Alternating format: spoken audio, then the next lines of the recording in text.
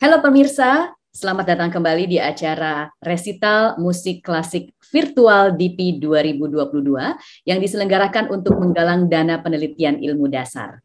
Selain menyelenggarakan pagelaran musik, kita juga akan bertemu dengan para ilmuwan serta peneliti yang memiliki reputasi internasional. Dan kali ini kita akan berbincang-bincang dengan salah seorang dari mereka, seorang peneliti semikonduktor yang juga seorang concert pianist. Welcome, Dr. Kensuke Ota. How are you? Fine, thanks. Thank you very much for the kind introduction. Thank you for your time. Yeah, thanks. Great. I'd like to thank the organizers to have a chance, to attend this great event about music and science. Yeah. Pak Teguh is also here with us. Pak Teguh, apa kabar? Baik, Mbak Dika. Selamat siang semuanya. Hai Dr. Ota, konnichiwa. Konnichiwa. Konnichiwa. Yoroshiku onegaishimasu. Yes. Baik pemirsa, Dr. Kensuke Ota adalah peneliti semikonduktor dan juga seorang concert pianist. Beliau menamatkan pendidikannya di University of Tokyo dan spesialis dalam bidang semikonduktor. Setelah tamat, beliau bekerja di Toshiba dan sekarang menjadi peneliti di Kioxia Corporation. Dan sebagai musisi, beliau telah belajar piano sejak umur 6 tahun dan telah memenangkan berbagai kompetisi amatir piano klasik internasional di Tokyo, Osaka, Saint Petersburg, Chicago, Colorado Springs, dan juga di Paris. Sementara Pak Teguh atau Dr. Teguh Raharjo lulus S1 dari Universitas Indonesia, kemudian melanjutkan pendidikan S2 dan S3 di Yamanashi University di Jepang. Sejak tahun atau pertengahan tahun 80-an, beliau sudah berkecimpung dalam dunia R&D Management dan S&T Policy. Dan sejak tahun 2016, Pak Teguh bergabung ke Dana Ilmu Pengetahuan Indonesia atau DIPI untuk terus mendukung para peneliti muda dalam mengembangkan budaya penelitian di Indonesia. Meskipun beliau ngakunya tidak bisa bermain alat musik, tapi beliau sangat menyukai musik, terutama musik klasik. Betul ya Pak Teguh ya? Betul Mbak, makasih. Okay, I will start with Dr. Ota. This is my first question, Dr. Ota. What inspired you to become a researcher in a semiconductor? Okay, so what inspired me to be a scientist? So when I was a university student, I found a very famous speech. The title is There is Plenty Room at Bottom. So this speech was given by Richard Feynman, and he won the Nobel Prize in 1965. And by the way, he was also the professional bongo drum musician. Ah, see. Yeah. And in that speech, he predicted the bright future of nanotechnology. For example, if we can store the data in atoms, information in all the books around the world can be stored on a head of beam. So I really got interested in the nanotechnology. So, to be a researcher was the best way to get involved in the nanotechnology. So that was a reason for me. Yeah. Is this your dream from childhood or? Not a childhood. Yeah. When I was, I got a PhD in physics, and I ran a lot in physics in university. So, yeah, I noticed nanotechnology in university. Right? Okay. Pak Teguh, you want to ask something? Yeah, Dr. Ota. Yeah, I know about the invention and innovation of the semiconductor has been changed our life in the all aspects such as the economy, social, and culture. You are the one of the prominent researchers on this area, and I believe play very important role in your industry decisions. Do the technology and project development in your industry based on in-house research activities, or how the research results influence your industry decisions? Now I'm researching in companies. So the industrial side. So my research is very focused on the very near future. After 5 years or 10 years or something like that.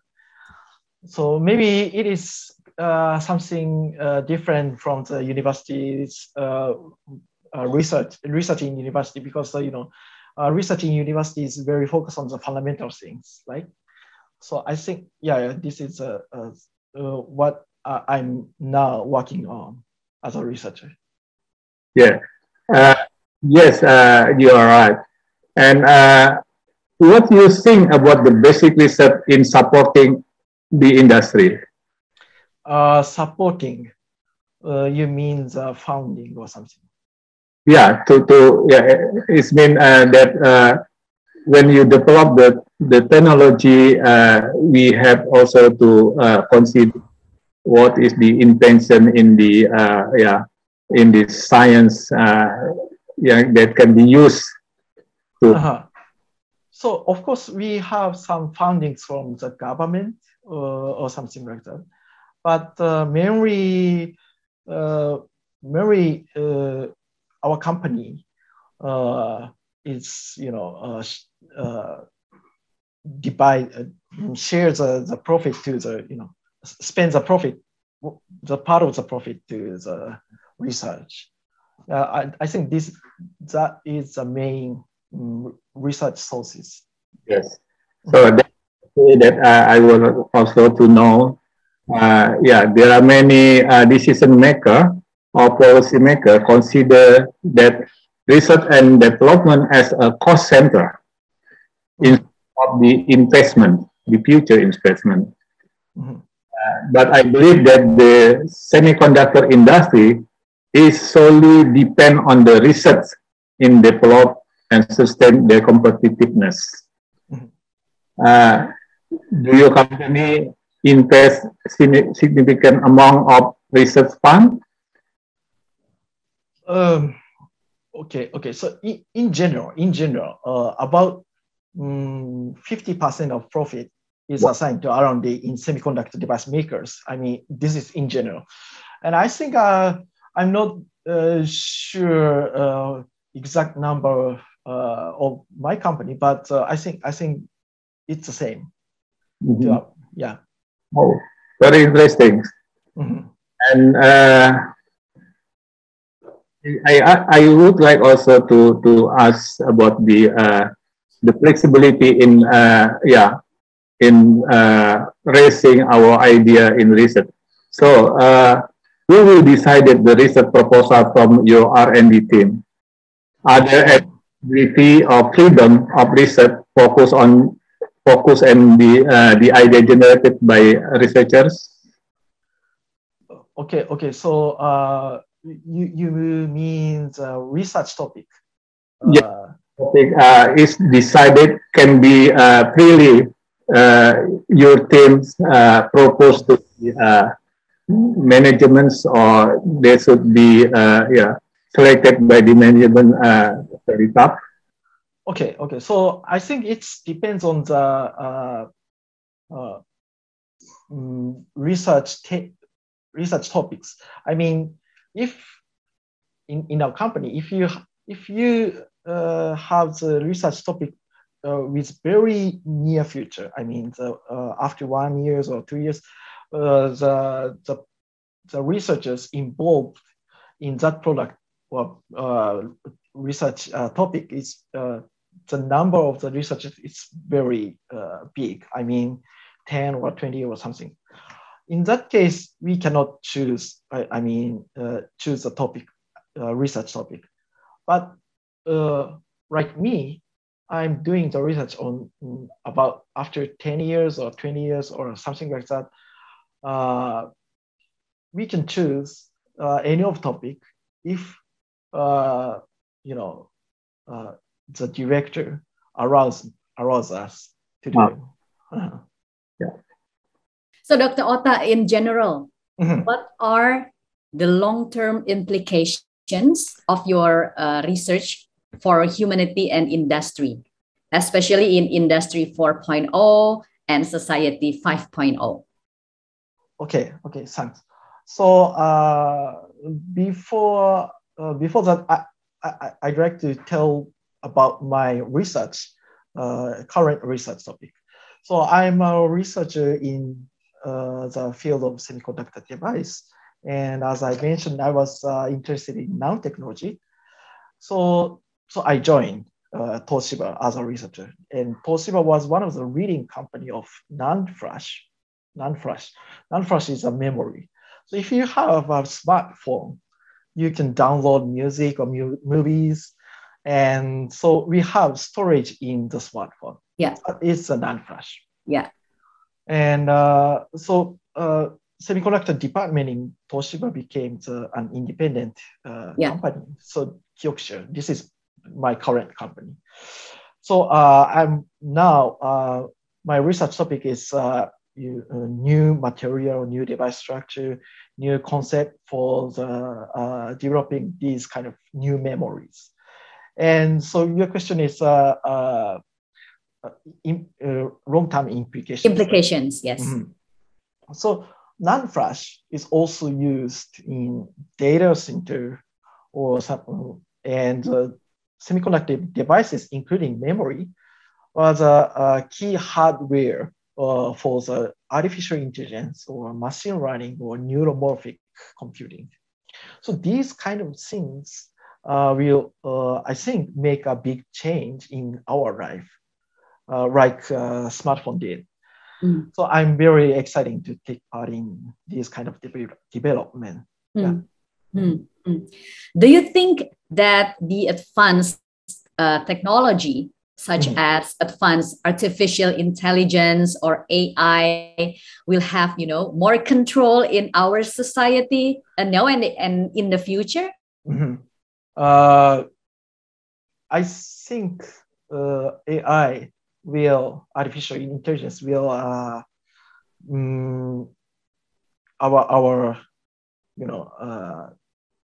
became more important things in our daily life in near future, I think, 5 or 10 years.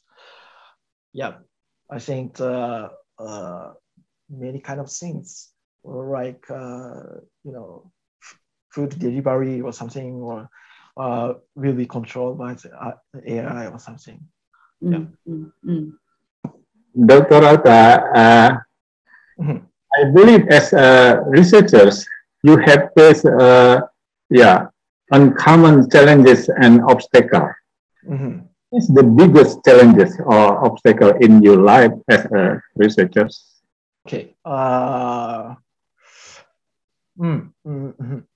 So I think I'm not good at getting over these kind of difficulties.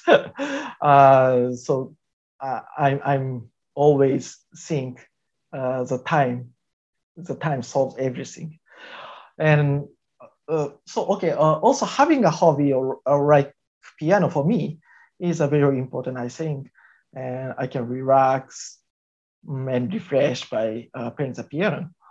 And yeah, I have many hobbies besides piano, such as traveling, watching or playing soccer, and these kind of hobbies help me a lot, for keeping me comfortable. Yeah. Actually, this is my question also, that some experts said that there are we have to balance IQ and EQ quotation for our better life. So you mentioned about how the music helped you to release the stress and also to be more focused and concentrate. Right. And so on. So there's is there any others thing that make you better and enjoy your daily life? You mean Yeah, music that help you to better and enjoy the daily life. Of course, I'm a very, I have a very human aspect. So sometimes I will be angry, I'm angry, or I'm happy, or I'm sad, or something. But yeah, important thing is the stress control, which I think the effective way to control the stress is very depending on the individual. So I can control the stress with I can relax with playing the piano or having the hobby, or playing with my kids, with my son. But the other person, like my wife, do have the different things to control the stress. So the best way is to find what is the best way for you to control the stress, I think. Okay, thank you. And yeah, I also like to know about how you encourage your teamwork, especially the young researchers, to work, people, more passionate and fun in conducting the research. Because I know that in Japan, they also knows very well about 3K, Kitsui, and what is it? Kitsui, kitanai, dari, kitsui, how can I say, very hard, kitanai, how you encourage the people consist the interdisciplinary and also ages to work more passionate and fun. For young researchers. For young researchers especially. Okay. I think for younger scientists, it is very important to see outside. So outside your lab, outside your research field, or outside your country even. So nowadays it is very easy, to read scientific papers all over the world, and maybe you can get chances to attend the international conferences, or even to study or work overseas. So I think these kind of things. So discussion with people from other countries will give me a new idea or new point of view. So these kind of things maybe encourage the young researchers. Yes, that was I did. Okay. Yeah. Thank you. Dr. Ota, can you tell us more about your skill in music? I know that you play piano very well. You've been playing piano since you were 6 years old, right? Could you tell us more about it? How did you fall in love with piano? Okay, so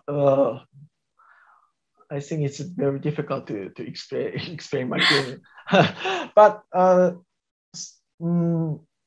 so science is very, theoretical or something, based on the very fundamental.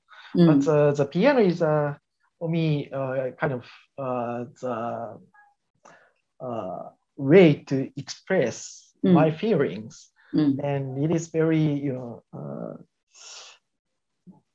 for me, it's very nice to to balance between the work, the science research, and the hobby, piano. So the balance between these two is very keeping me, the better life or comfortable life or something. Mm-hmm. Okay, so I can say that piano is, playing the piano is balancing your life as a researcher in semiconductor and also as a human being. Right, exactly. As a classical pianist. Mm-hmm. You have won the outstanding amateur competition in Paris. Mm-hmm. Could you tell us more about that? Okay. So I think I was attending some international competition like Paris or in the United States, and it's very interesting. I mean, one of the interesting thing is, of course, to compete as an amateur pianist. So playing the piano is in the very nice hall, recital hall is one of the things.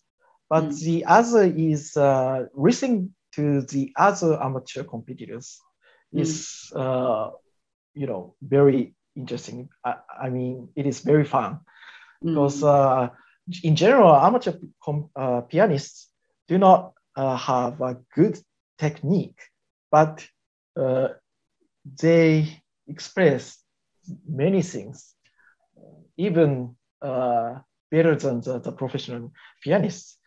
So I think listening to the other competitors is very fun to attend the international competitions. I see.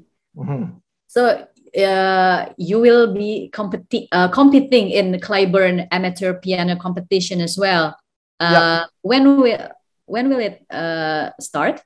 It is scheduled to be held in October. Yeah. Okay. But depends on the the COVID situation, I think. in Japan or in United States, so I think that it's somehow difficult to go to the United States from Japan. Oh, this is in the United States. Right. The United States. The competition will be Dallas in the United States. Oh, in Dallas, United States. Mm-hmm. I see. How many times do you practice, playing piano in a day? Because I know you're busy with your work. I see. Yeah, but I can manage to have practicing, but usually 1 or 2 hours a week. 1 or 2 hours in a week or in the day? In one day? No. In week.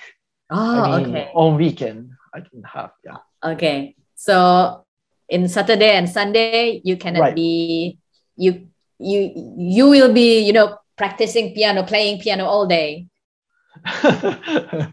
Not all day, just 1 or 2 hours, yeah. Okay. So before we end our conversation today, could you give us maybe a short message that can inspire other researchers, young researchers? Right. So I'm very happy to share this nice event with you. And so in music part, I played a very difficult piece, Islami by Baraklev, and it was really challenging for me to play that piece.